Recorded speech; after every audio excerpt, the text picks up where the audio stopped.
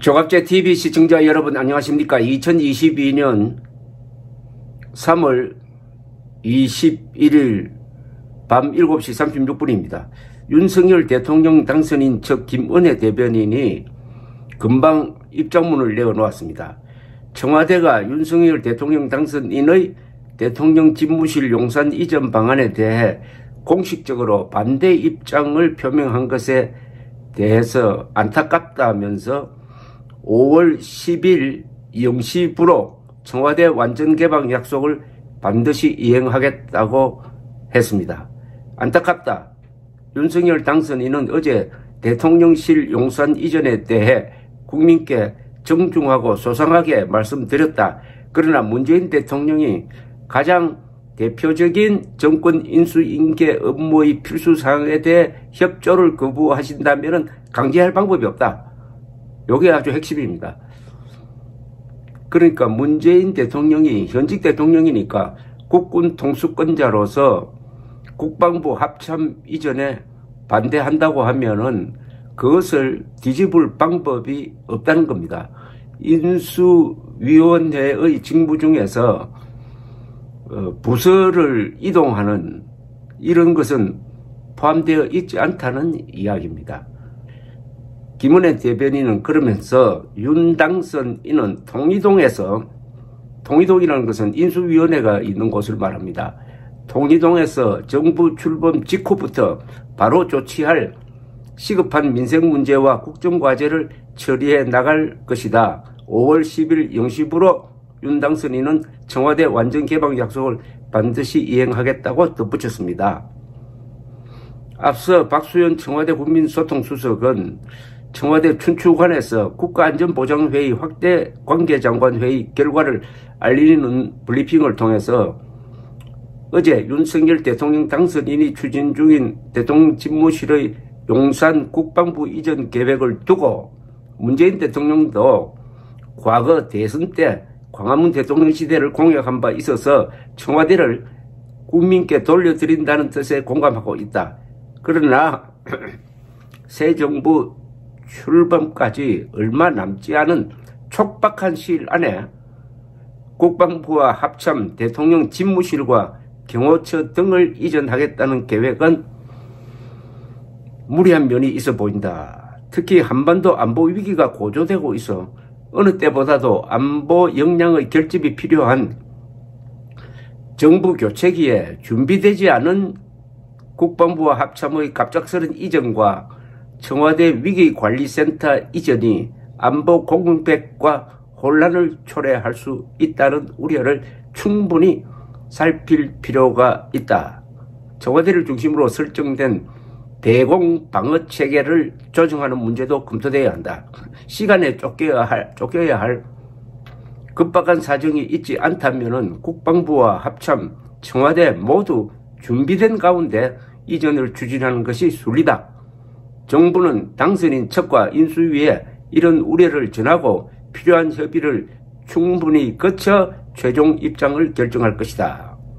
임기가 끝나는 마지막 날 밤 12시까지 국가안보와 군 통수는 현 정부와 현 대통령의 내려놓을 수 없는 책무다. 국방부와 합참 관련 기관들은 마지막 순간까지 흔들림 없이 임무에 임해주길 바란다고 했습니다. 요 말이 조금 여지를 남겨놓았네요. 정부는 당선인 척과 인수위에 이런 우려를 전하고 필요한 협의를 충분히 거쳐 최종 입장을 결정할 것이다. 서로 한번 논의를 해보자는 겁니다. 여기서 어떤 합의가 이루어질 가능성도 있습니다. 그러나 이것은 우리 헌정사상 초유의 사태입니다.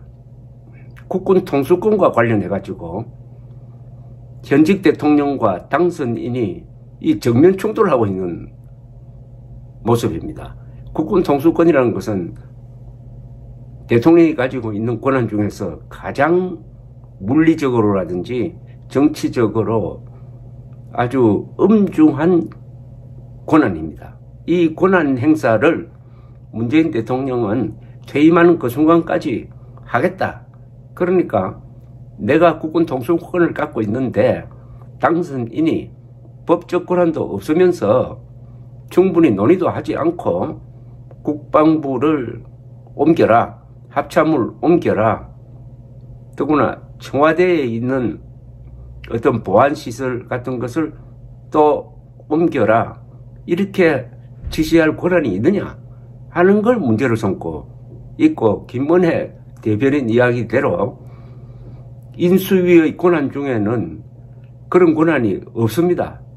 그러니까 강제할 방법이 없다라고 해서 그 부분에 대해서는 상당히 손을 들어버린 셈입니다. 그러면 어떻게 되느냐? 5월 10일 0시부터 새 대통령 임무가 시작되니까 그 순간에 바로 청와대를 개방해버리겠다는 겁니다. 그러면 문제는 5월 10일 이후에 어떻게 되느냐는 거죠. 윤, 문 두 사람 사이에 합의가 이루어지지 않으면은 5월 10일까지는 시간을 보내면서 그 기간에 용산으로 대통령실을 이전하는 일은 시작할 수가 없습니다. 그러나 이제 5월 10일 되면은 당연히 윤석열 당선인이 청와대로 들어가야 하는데 청와대는 들어가지 않겠다고 선언을 해버렸습니다.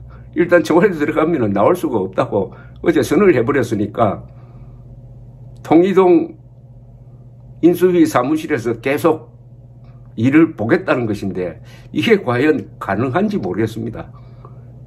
대통령 권한을 행사하려면 거기에 참모 기능이 있어야 되고 무엇보다도 통신인 그리고 보안시설 이런 게 뒷받침돼야 되는데 통이동 인수위원회는 그런 게 없습니다.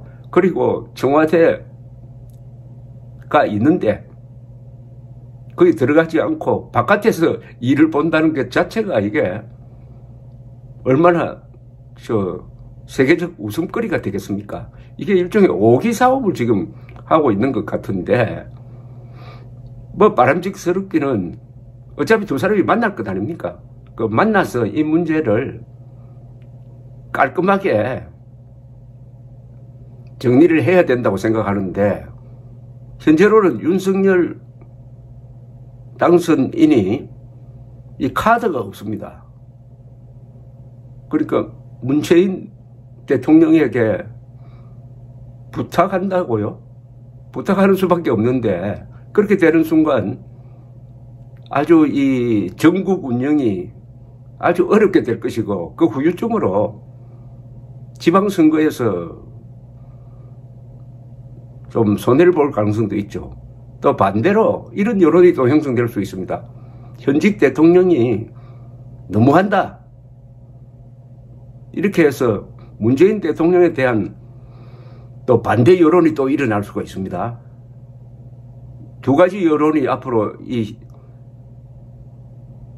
결말을 지을 것 같습니다. 하나는 윤석열 당선인이 너무 무리했다 하는 여론과 문재인 대통령이 너무 끝까지 협조를 안 한다 하는 이런 여론 중에서 어느 것이 커질지 이게 여론에 따라서 이게 두 사람의 이 타협이 어떻게 되느냐가 결정이 될 것 같은데 이 윤석열 당선인으로서는 이게 처음 시작 때는 상당히 열광적인 언론과 여론의 뒷받침을 받아서 인수위 시절을 보내는 게 보통입니다. 그리고 딱 취임을 하면은 지지율이 한 70%, 80%에서 출발하는데 요사이 여론조사를 보면은 그렇지 않아요. 이것은 출발부터 이게 선택이 잘못되었다는 이야기입니다. 출발부터. 이 축제 분위기 속에서 출발해야 할 새 정부로서는 정말 안타깝습니다. 특히 윤석열 당선인을 적극적으로 밀었던 사람들 사이에서도 허탈감을 느끼는 사람들이 참 많습니다. 특히 윤석열 당선이야말로 한국 민주주의의 승리이고 세계 자유진영의 결속을 강화하는 어떻게 보면 세계적 사건이다 라고 높게 평가했던 저를 비롯한 많은 사람들이 이 당선된 이후에 너무나 조급하게 또 자신의 공약은 무조건 지켜야 된다는 그런 어떻게 아집이라고 할까요? 허영심에 사로잡혀 가지고